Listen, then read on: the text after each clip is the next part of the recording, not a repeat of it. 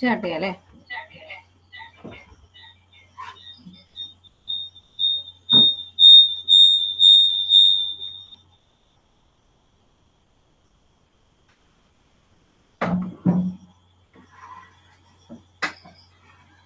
കാണുന്നുണ്ടല്ലോ.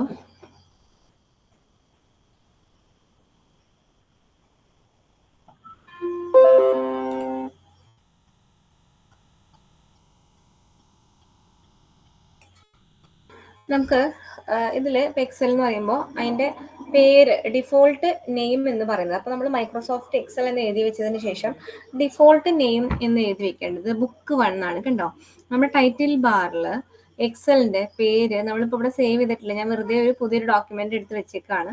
അതായത് പുതിയൊരു എക്സൽ ഡോക്യുമെന്റ് എടുത്തിട്ടുള്ളതാണ്. അപ്പൊ അത് ഞാൻ ഇവിടെ പേരൊന്നും സെപ്പറേറ്റ് കൊടുത്തിട്ടില്ല, വെറുതെ ഒരു എക്സൽ ഓപ്പൺ ആക്കിയിട്ടൊക്കെയാണ്. അപ്പൊ അതിന്റെ പേരെന്ന് പറഞ്ഞാൽ, അതായത് ടൈറ്റിൽ ബാറിൽ കാണിക്കുന്ന ആ ഒരു ഡോക്യുമെന്റ് നെയിം എന്ന് പറഞ്ഞാൽ ബുക്ക് 1 എന്നാണ്. ബുക്ക് 1 മൈക്രോസോഫ്റ്റ് എക്സൽ എന്നാണ്. അപ്പൊ നമ്മൾ ഈ ഒരു എക്സൽ ഡോക്യുമെന്റിനെ പറയുന്ന പേരാണ് എന്ത്, ബുക്ക് അല്ലെ? ബുക്ക് 1, ബുക്ക് 2 എന്നൊക്കെയാണ് നമ്മൾ പറയാം. അപ്പൊ എക്സൽ ഡോക്യുമെന്റിനെ നമ്മൾ ഒരു ബുക്കായിട്ടാണ് കാണുന്നത്. അതില് നമുക്ക് കുറെ ഷീറ്റുകൾ ഉണ്ട്. ഈ ഒരു ഇതിന് നമ്മൾ പറയുന്ന പേരാണ് വർക്ക് ഷീറ്റ് അല്ലെ? ഇതെന്താ പറയാ, നമ്മൾ പണ്ട് മുതലേ പറഞ്ഞിട്ടുണ്ട്. നമ്മൾ പണ്ട് പഠിക്കുമ്പോൾ വർക്ക്ഷീറ്റ് അറിയോ ചെയ്യാൻ, വർക്ക്ഷീറ്റ് പഠിച്ചിട്ടുണ്ടെന്നൊക്കെയാണ് നമ്മൾ ചെറിയ ക്ലാസ്സുകളിൽ പഠിച്ചപ്പോൾ ഒക്കെ കേട്ടിട്ടുള്ളത്. അപ്പൊ നമ്മൾ വർക്ക്ഷീറ്റ് എന്നാണ് പറയുന്നത്. ഇവിടെ ഇതിനെയാണ് നമ്മൾ വർക്ക്ഷീറ്റ് എന്ന് പറയുന്നത്. അവിടെ നോക്കൂ, ഷീറ്റ് 1, ഷീറ്റ് 2, ഷീറ്റ് 3. അപ്പോൾ നമുക്ക് ഈ ഒരു ഡോക്യുമെന്റിന്റെ പേര് ഡിഫോൾട്ട് നെയിം എന്ന് പറഞ്ഞ് എഴുതി വെച്ചിട്ട് ബുക്ക് 1 എന്ന് എഴുതണം. ഇനി അതിനുള്ളിൽ നമ്മൾ വർക്ക് ചെയ്യുന്ന ഒരു പേജിനെ ഷീറ്റ് 1, ഷീറ്റ് 2, ഷീറ്റ് 3. അപ്പൊ default number of sheet in A work book എന്ന് പറയുന്നത് default number of sheet in A work book. ശ്രദ്ധിച്ച് കേൾക്കണം, ഇതൊക്കെ എഴുതി വെക്കേണ്ട കാര്യങ്ങളാണ്. Default number of work sheet in A book എന്ന് ചോദിച്ചു കഴിഞ്ഞാൽ, മൈക്രോസോഫ്റ്റ് എക്സൽ ബുക്ക് എന്ന് ചോദിച്ചു കഴിഞ്ഞാൽ 3 ആണ്. ഷീറ്റ് 1, ഷീറ്റ് 2, ഷീറ്റ് 3 നമുക്ക് അവിടെ ഉണ്ട്. നമുക്ക് ഇവിടെ വേണമെങ്കിൽ പുതിയതായിട്ട് ഷീറ്റ് 4, ഷീറ്റ് 5 ഒക്കെ നമുക്ക് ഇവിടെ ക്ലിക്ക് ചെയ്ത് കഴിഞ്ഞാൽ ആഡ് ചെയ്ത് കൊടുക്കാനായിട്ട് സാധിക്കും. അതിന്റെ പേര് നമുക്ക് റീനെയിം ചെയ്യാം. അവിടെ റൈറ്റ് ക്ലിക്ക് ചെയ്താൽ മതി. ആ ഒരു ഷീറ്റിന് റൈറ്റ് ക്ലിക്ക് ചെയ്തിട്ടുണ്ടെങ്കിൽ റീനെയിം ഓപ്ഷൻ ഉണ്ട്. ഡിലീറ്റ് ചെയ്യണമെങ്കിൽ ഡിലീറ്റ് കൊടുക്കാം. അപ്പൊ കണ്ടോ, ആ ഒരു ഷീറ്റ് 1 പോയി. ഉണ്ടോ, മനസ്സിലായോ? ഇതൊക്കെ നമുക്ക് ചെയ്യാം. ഹൈഡ് വേണമെങ്കിൽ ഹൈഡ് ചെയ്യാം, റീനെയിം ചെയ്യാം. ഇനി ഇൻസേർട്ട് ആണെങ്കിൽ ഇൻസേർട്ട് ചെയ്യാം. ഇതൊക്കെ നമുക്ക് ഇതിൽ സാധിക്കും. നമുക്ക് വേർഡിന്റെ പോലെ തന്നെ ഇവിടെ കുറെ ടാബുകൾ ഉണ്ട്. ആ ഒരു റിബണില്, ഈ റിബൺ എന്നാണ് പറയാ, ആ റിബണില് കുറെ ടാബുകൾ ഉണ്ട്. അതിലുള്ള കാര്യങ്ങൾ ആദ്യം ഒന്ന് എഴുതി വെക്കണം.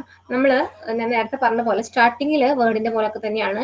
ആദ്യം ഒരു ടൈറ്റിൽ ബാർ ഉണ്ട്. അവിടെ നമുക്ക് നമ്മൾ വർക്ക് ചെയ്യുന്ന ഡോക്യുമെന്റിന്റെ പേര് കാണാം. റൈറ്റ് സൈഡിൽ മിനിമൈസ്, മാക്സിമൈസ്, ക്ലോസ് ബട്ടണുകൾ കാണാം. ലെഫ്റ്റ് സൈഡിൽ customised quick access tool bar കാണാം അല്ലെ? നമ്മൾ പറഞ്ഞിട്ടുണ്ടായിരുന്നു ക്വിക്ക് ആക്സസ് ടൂൾ ബാർ ആണ്. Customise quick access tool bar കാണാം. പിന്നെ ഇവിടെ എന്ത് കാണാം? ഏറ്റവും ലെഫ്റ്റ് ടോപ്പ് കോർണറിൽ ഓഫീസ് ബട്ടൺ കാണാം. ഈ ഓഫീസ് ബട്ടണിൽ ആ ഒരു ഡ്രോപ്പ് ഡൗൺ ലിസ്റ്റിൽ new, open, save, save as, print, നമ്മൾ ഓൾറെഡി പഠിച്ച കാര്യങ്ങൾ തന്നെയാണ്. ഇതൊക്കെ തന്നെ അതിലുണ്ട്, മാറ്റങ്ങളൊന്നും അവിടെ ഇല്ല. പിന്നെ വരുന്നതാണ് ഒരു റിബൺ ഇവിടെ കാണുന്നുണ്ട്. ആ റിബണിൽ എത്ര ടാബ് ഉണ്ട്? നമുക്ക് നേരത്തെ വേർഡിൽ പഠിച്ച പോലെ തന്നെ 7 ടാബുകൾ ഉണ്ട്. ആ ടാബുകളുടെ പേരൊന്ന് എഴുതി വെക്കുക. അപ്പൊ ഇന്ന് നമ്മൾ എക്സലിൽ സ്റ്റാർട്ടിങ്ങിൽ പറഞ്ഞത് മുതലുള്ള കാര്യങ്ങൾ എഴുതണം. ഒന്നാമത്തെ കാര്യം നമ്മൾ പറഞ്ഞത്, നമ്മൾ വർക്ക് ചെയ്യുന്ന മൈക്രോസോഫ്റ്റ് എക്സലിന്റെ ഡിഫോൾട്ട് നെയിം എന്ന് പറഞ്ഞാൽ ബുക്ക് 1 ആണ്. നമ്മൾ ബുക്ക് 1 എന്നാണ് പറയുന്നത്. ടൈറ്റിൽ ബാറിലായിരിക്കും ഇത് കാണുന്നത്. ആ ഒരു ബുക്ക് 1 നമുക്ക് ഡിഫോൾട്ട് 3 പേജുകൾ ഉണ്ട്. ഡിഫോൾട്ടില്, അതായത് 3 number of sheet, default number of sheet എന്ന് പറഞ്ഞാൽ 3 എണ്ണമാണ്. Sheet 1, sheet 2, sheet 3. നമ്മൾ വർക്ക് ചെയ്തുകൊണ്ടിരിക്കുന്ന ആ ഒരു പേജിനെ പറയുന്നതാണ് എന്ത്, ഷീറ്റ് അല്ലെ? വർക്ക് ഷീറ്റ് എന്നാണ് പറയുന്നത്. ഓക്കെ, അപ്പോൾ അതിലുള്ള ആ ഒരു ടാബുകൾ എന്തൊക്കെയാണെന്നുള്ളത് നമ്മൾ നോക്കാം. നമ്മൾ അതിന് മുമ്പ് ഒരു കാര്യം പറയട്ടെ. വേർഡില് നമ്മൾ സ്റ്റാറ്റസ് ബാർ എവിടെ കണ്ടു? സ്റ്റാറ്റസ് ബാർ നമ്മൾ എവിടെ കണ്ടു? ഒരു താഴെ ബോട്ടം ഓഫ് ദി ഡോക്യുമെന്റിലാണ് നമ്മൾ സ്റ്റാറ്റസ് ബാർ, ഇവിടെയാണ് കാണുന്നത്. പക്ഷേ ഇവിടെ എക്സലിന്റെ സ്റ്റാറ്റസ് ബാർ ഇവിടെ ഇല്ല. അത് എവിടെ കാണുന്നത് നോക്കൂ. ഞാൻ ടൈപ്പ് ചെയ്യുന്നതൊക്കെ എവിടെ കാണുന്നത്? ഈ ഒരു ഭാഗത്ത് കാണുന്നുണ്ട് അല്ലെ? ഈ ഒരു ഭാഗത്ത് കാണുന്നുണ്ട്. ഇതിനെന്താ പറയാ? ഇതെന്താ സ്ഥലം? ഏത് സ്ഥലമാണ്? ഇതെന്താണ്? ഇത് നമ്മൾ എന്താ പറയാ ഇവിടെ? ഇതെന്താ? ഫോർമുല ബാർ ആണ് കേട്ടോ. അപ്പൊ അതും കൂടി എഴുതി വെക്കാം. പ്രസന്റ് കണ്ടീഷൻ അല്ലെങ്കിൽ നമ്മൾ വർക്ക് ചെയ്യുന്ന കാര്യങ്ങൾ, ടൈപ്പ് ചെയ്യുന്ന കാര്യങ്ങളൊക്കെ കാണുന്നത് ഫോർമുല ബാറിലായിരിക്കും. പക്ഷേ വേർഡിൽ നമ്മൾ പഠിച്ചത് സ്റ്റാറ്റസ് ബാറിലാണെന്നാണ്. ഇവിടെ നമുക്ക് എക്സലില് ആ ഒരു സ്റ്റാറ്റസ് ബാർ കാണാൻ സാധിക്കില്ല. പകരം നമുക്ക് എന്താണ് കാണുന്നത്? ഇവിടെ ഒരു ഫോർമുല ബാർ ഉണ്ട്. ഫോർമുല ബാറിലാണ് നമ്മൾ ടൈപ്പ് ചെയ്യുന്ന കാര്യങ്ങളൊക്കെ കാണാനായിട്ട് സാധിക്കുക. ഫോർമുല ബാറിലാണ് കേട്ടോ. അവിടെ നമ്മൾ ടൈപ്പ് ചെയ്ത കാര്യങ്ങളൊക്കെ വേണമെങ്കിൽ നമുക്ക് ഇത് ചെയ്ത ക്യാൻസൽ ചെയ്യാനായിട്ട് പറ്റും. പിന്നെ ഇവിടെ ഇൻസേർട്ട് ഫംഗ്ഷൻ ഉണ്ട്, അതൊക്കെ നമുക്കുണ്ട്. ഓക്കെ, അപ്പൊ നമ്മൾ ബേസിക് ആയിട്ടുള്ള കാര്യങ്ങളാണ് ആദ്യം പറഞ്ഞു പോകുന്നത്. ഇത് നമ്മൾ എന്ത് പഠിക്കണം നോക്കൂ. ഇതിങ്ങനെ കാണുകയാണെങ്കിൽ ABCD അങ്ങനെ നമ്മൾ ആൽഫബറ്റ്സ് കാണുന്നുണ്ട്. ഈ ഒരു അറേഞ്ച്മെന്റിനെ പറയുന്ന പേരെന്താണ്? ഇത് എന്ത് അറേഞ്ച്മെന്റ് ആണ്? എന്ത് അറേഞ്ച്മെന്റ് എന്നാ പറയുന്നത്? ഇത് ഹൊറിസോണ്ടലും ഇത് വെർട്ടിക്കൽ ആണ് അല്ലേ? അപ്പൊ വെർട്ടിക്കലിൽ നമ്മൾ എന്ത് കാണുന്നുണ്ട്? ABCD. ഇപ്പൊ വെർട്ടിക്കലി നമ്മൾ എന്ത് കാണുന്നു? ആൽഫബറ്റുമായി അല്ലെങ്കിൽ ആൽഫബറ്റിക്കലി ഇതിനെ അറേഞ്ച് ചെയ്തിട്ടുള്ളത് കോളമാണ്. കോളം മനസ്സിലായോ? ആൽഫബറ്റ് കൊണ്ടാണ് നമ്മൾ അതിനെ ഡിനോട്ട് ചെയ്യുന്നത്. അപ്പൊ A എന്ന് പറഞ്ഞാൽ ഒരു കോളമാണ്. അപ്പൊ A ഇവിടെ ക്ലിക്ക് ചെയ്താൽ ആ ഒരു കോളം, എൻറ്റയർ കോളമാണ് സെലക്ട് ചെയ്യുന്നത്. ഞാൻ പറയുന്ന ഓരോ കാര്യങ്ങളും എഴുതിയെടുക്കണം, ഒന്നുപോലും മിസ്സാവരുത്. ഞാൻ പറയുന്നത് റിപ്പീറ്റ് ചെയ്യണമെന്നുണ്ടെങ്കിൽ ഒന്ന് പറഞ്ഞാൽ ഞാൻ വീണ്ടും റിപ്പീറ്റ് ചെയ്യും. ഇല്ലെങ്കിൽ റെക്കോർഡഡ് ക്ലാസ് കേട്ടിട്ട് അത് കംപ്ലീറ്റ് എഴുതി വെക്കണം. Okay, yes. ഇപ്പൊ നമ്മൾ ഇങ്ങനെ കാണുന്നത് എന്താണ്? വെർട്ടിക്കലി കാണുന്നത് കോളമാണ്. വെർട്ടിക്കൽ അറേഞ്ച്മെന്റ്സ് എന്നാണ് എന്ത് പറയാ? കോളത്തിന്റെ പറയാ. അതിന്റെ ആ ഒരു അഡ്രസ്സ് എങ്ങനെയായിരിക്കും? ആൽഫബറ്റ്സ് ആയിരിക്കും അല്ലെ? ഇവിടെ ഈ അറ്റത്ത് കുറെ ഉണ്ട്, നമുക്ക് അറ്റത്തേക്ക് കുറെ പോവാം. XYZ ആണ് last column address. Last column XYZ. Last column XYZ ആണ്. അപ്പോൾ അത് നമ്മൾ കണ്ടു. ഇനി ഇവിടെ ഇതെന്താ? ഹൊറിസോണ്ടൽ ആണ് അല്ലെ? ഹൊറിസോണ്ടൽ അറേഞ്ച്മെന്റ് എന്താണ്? ഹൊറിസോണ്ടൽ അറേഞ്ച്മെന്റ് എന്താ? റോസ് ആണ് അല്ലെ? ഹൊറിസോണ്ടൽ അറേഞ്ച്മെന്റ് റോസ് ആണ്. 1 2 3. അത് നമ്മൾ എങ്ങനെയാ അതിനെ ഡിനോട്ട് ചെയ്യുന്നത്? നമ്പർ, ന്യൂമറിക്കലി ആണ്. റോസ് ന്യൂമറിക്കലിയും കോളം ആൽഫബറ്റിക്കലി ആണ് നമ്മൾ അറേഞ്ച് ചെയ്തിട്ടുള്ളത്. ഞാൻ സെലക്ട് ചെയ്തിട്ടുള്ള കോളത്തിന്റെ പേര് ഇവിടെ ലെഫ്റ്റ് സൈഡിൽ കാണാം. അതിന്റെ പറയുന്ന പേരാണ് name box, cell address, name box എന്നൊക്കെ കാണാം. നോക്കൂ, ഞാൻ സെലക്ട് ചെയ്തിട്ടുള്ളത് ഇവിടെ D10 ആണ്. ഞാൻ കാണിക്കുന്നത് കാണുന്നുണ്ടോ? ആരെങ്കിലും ഒന്ന് എനിക്ക് റിപ്ലൈ ചെയ്യൂ. കാണുന്നുണ്ട്, മനസ്സിലാവുന്നുണ്ട്, അല്ലെങ്കിൽ മനസ്സിലാവുന്നില്ല ഒന്ന് പറയൂ. എനിക്ക് നിങ്ങളുടെ റെസ്പോൺസ് കിട്ടിയാലാണ് കണ്ടിന്യൂ ചെയ്ത് പോകാനായിട്ട് ഒരു ഇൻട്രസ്റ്റ് ഉണ്ടാവുള്ളൂ.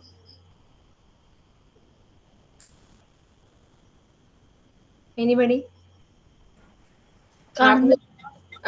മനസ്സിലാവുന്നുണ്ടല്ലോ പറയുന്നത്? ഞാൻ ഈ കഴ്സറൊക്കെ കാണിക്കുമ്പോൾ മനസ്സിലാവുന്നില്ലേ? ഡൗട്ട് ആവുന്നുണ്ടോ?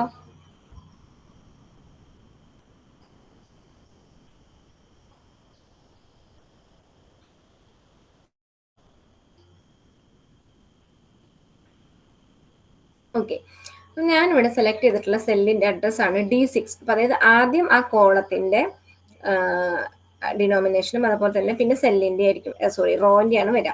അപ്പോൾ ഇവിടെ നമ്മൾ സെൽ എന്ന് പറഞ്ഞു അല്ലെ? നെയിം ബോക്സ്, സെൽ അഡ്രസ് എന്ന് പറഞ്ഞു. അപ്പൊ എന്താണ് സെല്ല്? സെല്ലിന്റെ ഡെഫിനിഷൻ എന്താ? Intersection of row and column. അതൊന്ന് എഴുതി വെക്കുക. Intersection of row and column ആണ് എന്ത്? സെൽ എന്ന് പറഞ്ഞാൽ. ഇതിവിടെ സെല്ലാണ്. എങ്ങനെ നമ്മൾ സെല്ലിനെ സെലക്ട് ചെയ്തെന്ന് അറിയാം. അവിടെ ഡാർക്ക് ഒരു ബോർഡർ ഉണ്ടായിരിക്കും, ഡാർക്ക് ബോർഡർ ഉണ്ടായിരിക്കും. അതാണ് നമ്മൾ സെലക്ട് ആയിട്ടുള്ള സെല്ലിനെ കാണിക്കുന്നത്. ഡാർക്ക് ബോർഡർ ഉണ്ടായിരിക്കും. സെലക്ട് ആയിട്ടുള്ള സെല്ലിനെ കാണിക്കുന്നതാണ് ഡാർക്ക് ബോർഡർ ആയിരിക്കും. സെൽ അഡ്രസ് ഇവിടെ നെയിം ബോക്സിൽ കാണാനായിട്ട് സാധിക്കും. ഇനി നമുക്ക് എത്ര റോ ഉണ്ട്, എത്ര കോളം ഉണ്ട് എന്നുള്ളതാണ് ഇവിടെ എഴുതിയിട്ടുള്ളത്. നോക്കൂ, എത്ര റോ ഉണ്ട്. ഞാൻ ഇവിടെ ക്ലിക്ക് ചെയ്യുമ്പോൾ ഈ സെൽ അഡ്രസ്സിൽ കാണാട്ടോ, ശ്രദ്ധിക്കുക. ഞാൻ ഇവിടെ ക്ലിക്ക് ചെയ്യുമ്പോൾ സെല്ലിൽ കാണും എന്താണ്?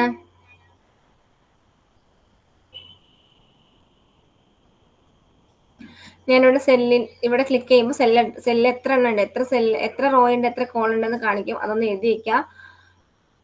1048576 റോസ് ആണ്. എത്ര റോസ് ഉണ്ട്? അപ്പോ 10,48,576 റോസ് ഉണ്ട്. 10,48,576 റോസ് ഉണ്ട്. എത്ര കോളം ഉണ്ട്? 16,384. 16,384 കോളം. മനസ്സിലായോ? അപ്പൊ അതൊന്ന് എഴുതി വെക്കാം. റോ കോളം എപ്പോഴും PSC പ്രീവിയസ് ഇയറിലൊക്കെ ചോദിച്ചിട്ടുള്ള ക്വസ്റ്റ്യൻ ആണ്. അപ്പൊ ഇവിടെ ക്ലിക്ക് ചെയ്ത് കഴിഞ്ഞാൽ ഇവിടെ ക്ലിക്ക് ചെയ്ത് പിടിച്ചാലേ കാണാൻ പറ്റുള്ളൂ കേട്ടോ. കണ്ടോ? 1048567 റോസ് ആണ്. സോറി 576 റോസ് ആണ്. കോളം 16384. യെസ്, ഇത്രയാണ് കോളം നമ്പർ എന്നൊക്കെ നമ്മൾ പഠിച്ചു. ഇനി നമ്മളിവിടെ ടാബുകൾ ഓരോന്നോരോന്നായിട്ട് പഠിക്കാൻ പോവാണ്. ഇതാണ് ഇതിന് ജനറൽ ആയിട്ടുള്ള കുറച്ച് കാര്യങ്ങൾ. നമുക്ക് അറിയാലോ അല്ലേ, പിന്നെ സെലക്ട് ചെയ്യാനായിട്ട് ഇങ്ങനെ ഡ്രാഗ് ചെയ്താൽ മതി, ഇതൊക്കെ നമ്മൾ ജസ്റ്റ് ചോദിക്കാറുണ്ട്. എന്നാൽ നിങ്ങൾക്ക് അറിയാവുന്ന കാര്യമാണ്, നമ്മളിങ്ങനെ സെല്ല് ഇങ്ങനെ ഡ്രാഗ് ചെയ്താൽ മതി. അതുപോലെ തന്നെ ഇങ്ങനെ സെലക്ട് ചെയ്തിട്ട് ഈക്വൽ ടു ചെയ്തിട്ടുണ്ടെങ്കിൽ അതിന്റെ സം വരും. അത് നമ്മളൊക്കെ പഠിപ്പിച്ചു തരാം കേട്ടോ. അതിന്റെ ഇക്വേഷൻ എഡിറ്റിംഗ് ഒക്കെ പഠിക്കുമ്പോൾ നമ്മൾ പറയാം. അപ്പോൾ നമ്മളെ ഫസ്റ്റ് ടാബ് ഹോം ടാബ്. ബാക്കിയുള്ള ടാബുകളെല്ലാം എഴുതി വെച്ചിട്ടുണ്ടെന്ന് വിചാരിക്കുന്നു. ഇവിടെ നമ്മൾ അവിടെ പഠിച്ചപ്പോ ഒരു റെഫറൻസ് ടാബ് എന്നൊക്കെ പഠിച്ചിട്ടുണ്ടായിരുന്നു. അത് ഇവിടെ ഇല്ല. ഇവിടെ അതിന് പകരം ഫോർമുലാസ് എന്ന് പറഞ്ഞിട്ടുള്ള ഒരു ടാബാണ്. ഇൻസ്റ്റെഡ് ഓഫ് റെഫറൻസ് ടാബിന് പകരം, അല്ലെ, ഇൻസ്റ്റെഡ് ഓഫ് റെഫറൻസ് ഇവിടെ ഫോർമുലാസ് ആണ്. Home insert page layout okay, correct ആണ്. അതുപോലൊക്കെ തന്നെയാണ് ഹോം ഇൻസേർട്ട് പേജ് ലേഔട്ട്. പക്ഷേ പിന്നീട് വരുന്നത് ഫോർമുലാസ് ആണ്. പിന്നെ ഡാറ്റ റിവ്യൂ വ്യൂ, ഡാറ്റ ഉണ്ട് അല്ലെ, ഇവിടെ ഒരു ഡാറ്റ ഉണ്ട്. അവിടെ നമുക്കൊരു മെയിലിങ്സ് ഉണ്ടായിരുന്നു, ഇവിടെ മെയിലിങ്സ് ഇല്ല. ഡാറ്റ റിവ്യൂ വ്യൂ ആണ്. ഇത് തെറ്റിപ്പോകരുത്. ഫോർമുലാസ് ആൻഡ് ഡാറ്റ ഇവിടെ ഉണ്ട്. അതായത് വേർഡിൽ നിന്നും കുറച്ച് ഡിഫറെന്റ് ആണ് ഈ രണ്ടെണ്ണം. ഓക്കെ, നമുക്ക് നോക്കാം. അപ്പൊ ഹോം ടാബിൽ എത്ര ഗ്രൂപ്പ് ഉണ്ടെന്നുള്ളത് ഒന്ന് എഴുതി വെക്കാം. ക്ലിപ്പ് ബോർഡ്, ഫോണ്ട്, അലൈൻമെന്റ്, നമുക്ക് അവിടെ ഒരു പാരഗ്രാഫ് ആയിരുന്നു, ഇവിടെ അലൈൻമെന്റ് ആണ്. നമ്പർ, സ്റ്റൈൽസ്, സെൽ, എഡിറ്റിംഗ്, ഇത്രയുണ്ട്. Clipboard, font, alignment, number, styles, cell, editing, ഇത്ര ഗ്രൂപ്പ് ഉണ്ട്. 1 2 3 4 5 6 7. Clipboard group, font group, alignment group. Group എന്നാണ് ഇതിനെ പറയാ, പുതിയ ആൾക്കാർ ശ്രദ്ധിക്കുക. ഇതാണ് നമ്മുടെ ഒരു റിബൺ എന്ന് പറയുന്നത്.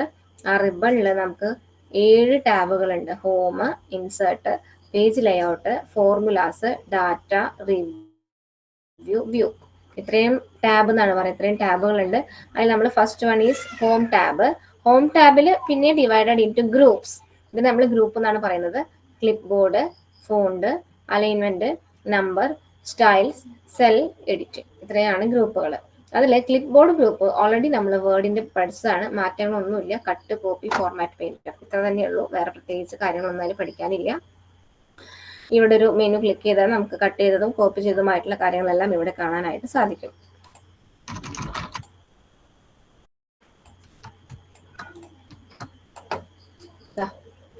ഇവിടെ വന്നു, ഞാൻ ഈ സാധനം കോപ്പി ചെയ്ത് ഇവിടെ പേസ്റ്റ് ചെയ്തു. അപ്പോൾ ഇവിടെ വന്നിട്ടുണ്ട്. ഇവിടെ 1 of 24 ക്ലിപ്പ് ബോർഡ്. അപ്പൊ നമുക്ക് എത്ര ക്ലിപ്പ് ബോർഡ് വരെ പേസ്റ്റ് ചെയ്തതും കട്ട് ചെയ്തതുമായിട്ടുള്ള ക്ലിപ്പ് ബോർഡുകൾ സേവ് ചെയ്യാം? 24. ഇതൊക്കെ നമ്മൾ വേർഡിൽ പറഞ്ഞ കാര്യങ്ങളാണ്. കേൾക്കാത്തവരുണ്ടെങ്കിൽ വീഡിയോസ് ഒന്ന് കണ്ടു നോക്കാം, ജസ്റ്റ് ഒന്ന് വായിച്ചു നോക്കാം നോട്ടൊക്കെ. അപ്പൊ ഇതാണ് ഫസ്റ്റ് ഗ്രൂപ്പ് എന്ന് പറഞ്ഞു കഴിഞ്ഞാൽ. ഞാനത് ഡീറ്റെയിൽ ആയിട്ട് ഞാൻ പറയുന്നില്ല, ഓൾറെഡി നമ്മൾ പറഞ്ഞ പോയിട്ടുള്ള കാര്യമാണ്.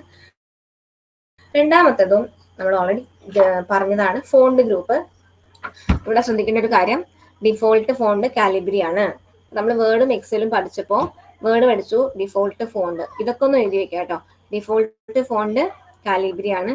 ഡിഫോൾട്ട് ഫോണ്ട് സൈസ് 11 കേട്ടോ. ഡിഫോൾട്ട് ഫോണ്ട് സൈസ് 11 ആണ്. നമുക്കിവിടെ ഫോണ്ട് മെനു ക്ലിക്ക് ചെയ്ത് കഴിഞ്ഞിട്ടുണ്ടെങ്കിൽ എത്ര ഇത് വരും, എന്താ പറയാ, ആ ഒരു വിൻഡോയില് എന്തൊക്കെ കാണാൻ സാധിക്കും എന്നുള്ളതാണ്.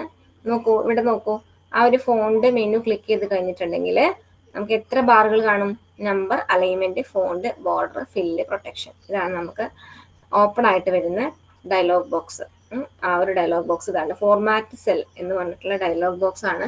ഫോണ്ട് ഗ്രൂപ്പ് ക്ലിക്ക് ചെയ്യുമ്പോൾ നോക്കൂ, ഫോണ്ട് ഗ്രൂപ്പിന്റെ ഇതാണ് നമ്മുടെ മെനു. അവിടെ ക്ലിക്ക് ചെയ്തിട്ടുണ്ടെങ്കിൽ എന്താണ് ഓപ്പൺ ആക്കി വരുന്നത്? ഫോർമാറ്റ് സെൽ എന്ന് പറഞ്ഞിട്ടുള്ള ഡയലോഗ് ബോക്സ് ആണ് ഓപ്പൺ ആയിട്ട് വരാം. അതൊന്ന് എഴുതി വെക്കാം കേട്ടോ. ഫോണ്ട് ഗ്രൂപ്പ് ക്ലിക്ക് ചെയ്തിട്ടുണ്ടെങ്കിൽ ഫോർമാറ്റ് സെൽ എന്ന് പറഞ്ഞിട്ടുള്ള ഡയലോഗ് ബോക്സ് ആണ് ഓപ്പൺ ആയിട്ട് വരുന്നത്. ആ ഡയലോഗ് ബോക്സിൽ എന്തൊക്കെയുണ്ട് അതും കൂടി എഴുതി വെക്കാം. ഫോർമാറ്റ് സെൽ അപ്പൊ ആദ്യം നമ്മൾ എന്ത് എഴുതി വെക്കണം? ഹോം ടാബ്, താഴേക്ക് വരച്ചിട്ട് ഫോണ്ട് ഗ്രൂപ്പ്, വീണ്ടും താഴേക്ക് വരച്ചിട്ട് ഫോർമാറ്റ് സെൽ അല്ലേ. അപ്പോൾ ഹോം ടാബില് ഫോണ്ട് ഗ്രൂപ്പില് അത് ക്ലിക്ക് ചെയ്ത് കഴിഞ്ഞിട്ടുണ്ടെങ്കിൽ നമുക്ക് ഓപ്പൺ ആയിട്ട് വരുന്നത് ഫോർമാറ്റ് സെൽ എന്ന് പറഞ്ഞിട്ടുള്ള ഡയലോഗ് ബോക്സ് ആണ്.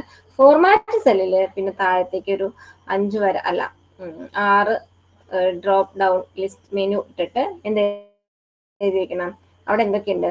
നമ്പർ, അലൈൻമെന്റ്, ഫോണ്ട്, ബോർഡർ, ഫിൽ, പ്രൊട്ടക്ഷൻ, ഇത്ര എഴുതി വെക്കാം. നമ്പർ, അലൈൻമെന്റ്, ഫോണ്ട്, ബോർഡർ, ഫിൽ, പ്രൊട്ടക്ഷൻ. ഇത് മനസ്സിലായിട്ടുണ്ടാവുമെന്ന് ഞാൻ വിചാരിക്കുകയാണ്.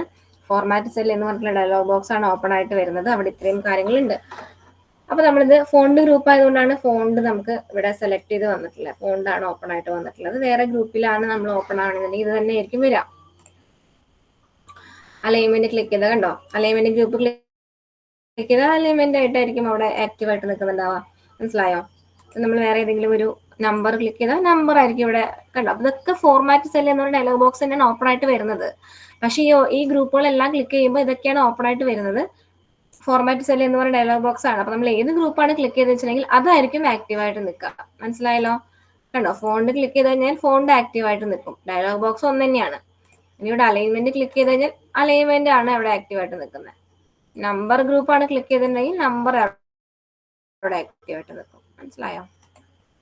ഇനി അടുത്ത പേജ് ലേഔട്ട് ക്ലിക്ക് ചെയ്ത് കഴിഞ്ഞാൽ ഇതിലാണ് ബാക്കി കാണാം. ഇൻസേർട്ടിലൊക്കെയാണ് ബാക്കിയുള്ളത് കാണാം. ഞാൻ പറഞ്ഞുതരാം. അപ്പൊ ഇത് ഫോണ്ട് തുറക്കുമ്പോൾ ഇത് വന്നു. നമ്മൾ ഫോണ്ട് തുറന്നു. ഫോണ്ടാണ് ആക്റ്റീവ് ആയിട്ട് നിൽക്കുന്നത്. ഫോണ്ടില് നമ്മൾ ഫോണ്ട് സ്റ്റൈല് പഠിച്ചിട്ടുണ്ടായിരുന്നു. ആ font style regular, italic, bold, italics, regular, italic, bold, bold, italic, ഇത്ര എണ്ണം ഉണ്ട്. അത് ഓൾറെഡി നമ്മൾ എഴുതി വെച്ചിട്ടുള്ള കാര്യമാണ്. അതൊന്ന് എഴുതി വെക്കുക. Regular, italic, bold, bold, italic, its എന്തൊക്കെയാണിത്? ഇതെന്താണിത്?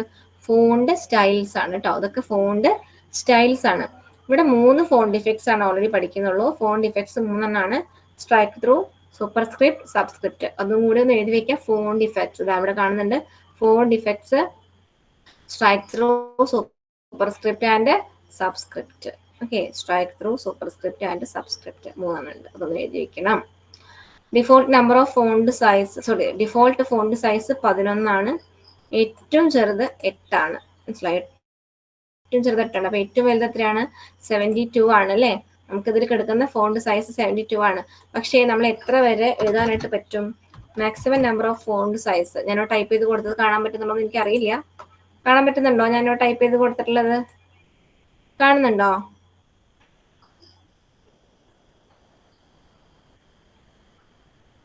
ഞാൻ ടൈപ്പ് ചെയ്ത് കൊടുത്ത് കാണുന്നുണ്ടോ? ആരെങ്കിലും ഒന്ന് പറയൂ.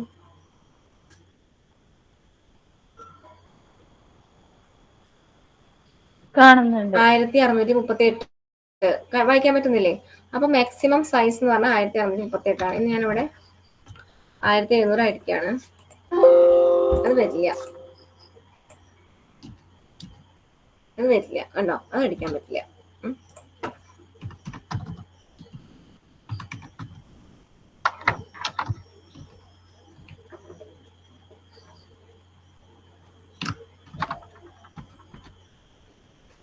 ഓക്കെ, അപ്പൊ ഇതിൽ ഇത്രയേ ഉള്ളൂ.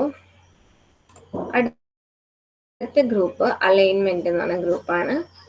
അലൈൻമെന്റ് നമ്മൾ അവിടെ ലെഫ്റ്റ് അലൈൻ, റൈറ്റ് അലൈൻ എന്നൊക്കെ പഠിച്ചിട്ടുണ്ടായിരുന്നു. 4 അലൈൻമെന്റ് ആണ് നമ്മൾ പഠിച്ചത്. ലെഫ്റ്റ്, റൈറ്റ്, സെന്റർ, ജസ്റ്റിഫൈ, 4 ഇവിടെ നമുക്ക് കുറച്ചധികം അലൈൻമെന്റുകൾ ഉണ്ട്.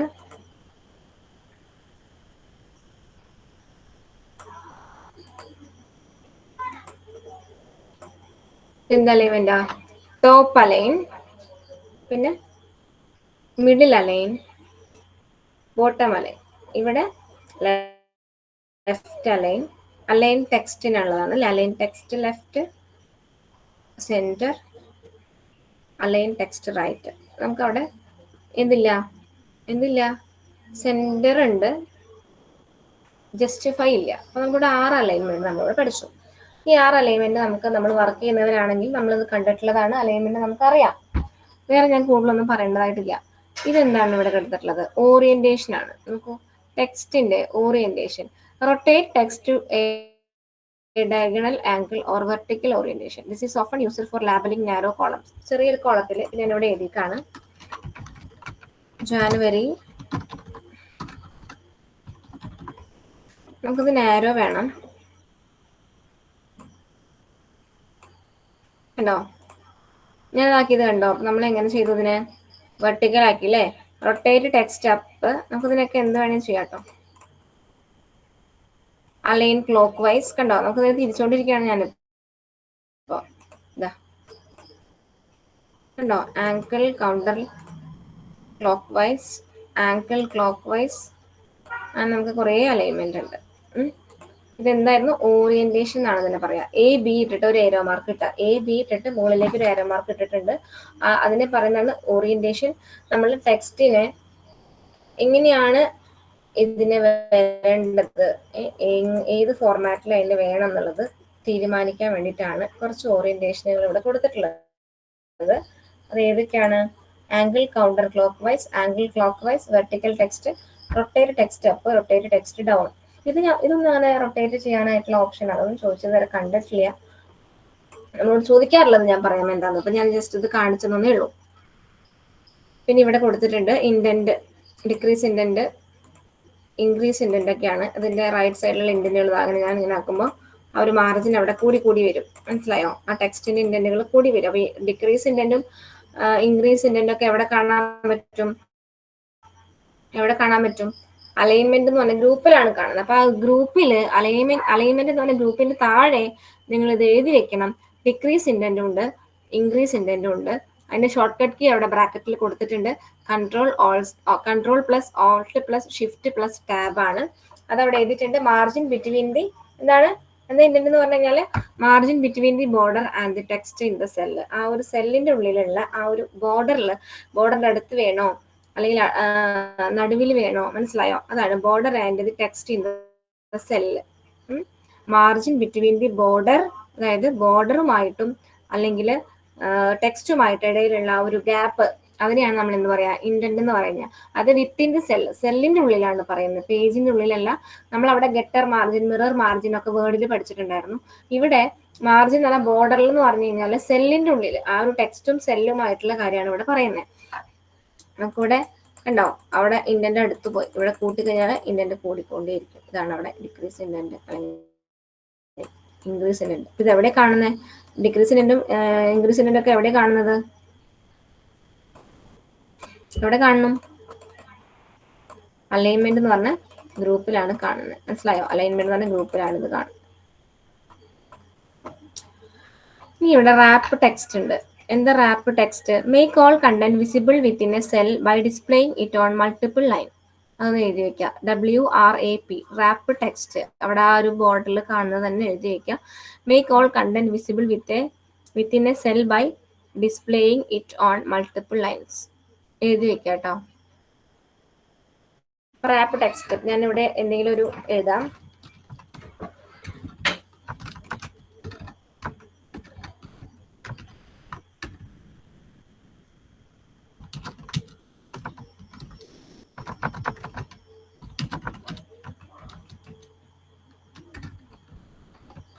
നമുക്ക് ഞാൻ ഒരു വരി എഴുതിയിട്ടുണ്ട്. പക്ഷെ എനിക്കിത് ആ ഒരു കോളത്തിലല്ല വരുന്നത്, അല്ലെങ്കിൽ ഒരു കോളത്തിലല്ല കാണുന്നത്. മറ്റുള്ള കോളങ്ങൾ അല്ലെങ്കിൽ മറ്റുള്ള സെല്ലിലൊക്കെ കൂടി കിടക്കാണ്. അപ്പൊ എനിക്ക് ഇത് ഇവിടെ തന്നെ ഈ ഒരു സെല്ലിനുള്ളിൽ തന്നെ വേണം. അത് ഡിഫറെന്റ് ആയിട്ടുള്ള വരിയിൽ വേണം. നിങ്ങൾ കണ്ടുണ്ടോ? അപ്പൊ ഇത് ക്ലിക്ക് ചെയ്തിട്ട് റാപ്പ് ടെക്സ്റ്റ് ക്ലിക്ക് ചെയ്താൽ കണ്ടോ, ഞാൻ ടൈപ്പ് ചെയ്തത് ആ ഒരു കോളത്തിൽ ആ ഒരു സെല്ലിന്റെ ഉള്ളിൽ തന്നെയായിട്ട് ഇങ്ങനെ വന്നു മൾട്ടിപ്പിൾ ലൈൻസിൽ വന്നു അല്ലെ? അതായത് കൂടുതൽ വരികളിലായി കൊള്ളിച്ചിട്ട് ആ ഒരു സെല്ലിന്റെ ഉള്ളിൽ തന്നെ ആ ഒരു കണ്ടന്റിനെ കാണിച്ചു. അങ്ങനെയാണ് പറയുന്നത്. അതാണ് റാപ്പ് ടെക്സ്റ്റ് കേട്ടോ, റാപ്പ് ടെക്സ്റ്റ്. ഓക്കെ. ഇനി മെർജ് സെന്റർ അവിടെ കൊടുത്തിട്ടുണ്ട്. മെർജ് ആൻഡ് സെന്റർ അങ്ങനെയാണല്ലോ. മെർജ് ആൻഡ് സെന്റർ അവിടെ കുറച്ച് ഓപ്ഷൻ ഉണ്ട്. ആ ഓപ്ഷനുകൾ ഒന്ന് എഴുതി വെക്കുക. മെർജ് ആൻഡ് സെന്റർ, അതായത് സെന്ററിലായിരിക്കും മെർജ് ചെയ്ത് വരുന്നത്. Merge across, merge cell, unmerge cell. ഇതാണ് ഇത്രയും ഓപ്ഷൻ ഉണ്ടെന്നുള്ളത് നിങ്ങളൊന്ന് അവിടെ എഴുതി വെക്കുക. Merge and center, merge across, merge cell, unmerge cell. ഒന്ന് എഴുതി വെക്കുക കേട്ടോ. 4 ഓപ്ഷൻ ഒന്ന് എഴുതി വെക്കുക.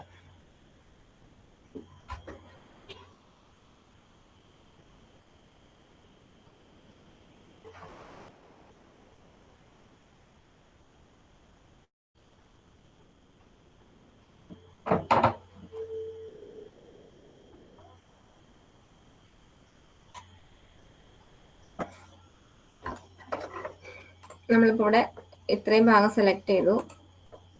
കണ്ടോ, ആ ഒരു ഭാഗം അവിടെ മെർജായി. ഞാൻ മെർജ് ചെയ്യാം. പിന്നെ ഞാൻ അൺമെർജ് ചെയ്തിട്ട് മെർജ് എക്രോസ് ചെയ്തു. കണ്ടോ, എക്രോസ് ആണ് ആ ഒരു കോളം. ഞാനിത് ഷെയ്ഡ് ചെയ്ത് ബോർഡർ കൊടുത്ത് കാണിച്ചില്ല. കണ്ടോ, ഇനി ഇത്രയും ഭാഗത്തിന് തന്നെ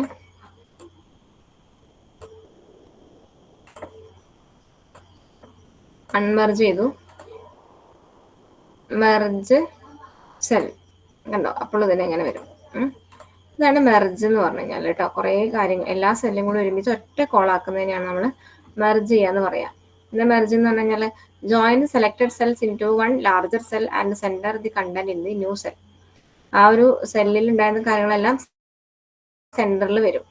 അത് അങ്ങനെയാണ് ഉദ്ദേശിക്കുന്നത്. This is often used to create label and span multiple column. Okay, അത്രേ ഉള്ളൂ. അപ്പോൾ നമ്മളിന്ന് പറഞ്ഞു, ഞാൻ തുടങ്ങിയപ്പോൾ തന്നെ പറഞ്ഞിട്ടുണ്ടായിരുന്നു കുഞ്ഞു സെഷനാണ് എടുക്കുന്നത്.